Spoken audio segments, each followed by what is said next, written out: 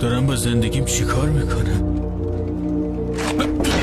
من زندم خودتون آزاد کنید. 75 سال.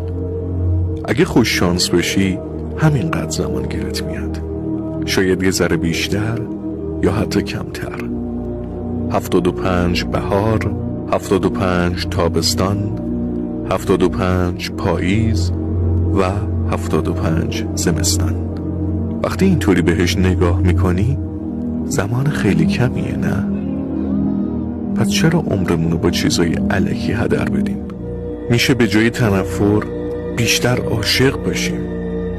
میشه به جای ترسیدن بیشتر زندگی کنیم. میشه شانسمون رو امتحان کنیم و دنبال چیزایی که واقعا دوستشون داریم بریم. میشه با عزیزانمون بیشتر وقت بگذرونیم. زندگی خیلی کوتاهه و این فرصت یک باره دیگه به همون داده نمیشه. ازش استفاده کن.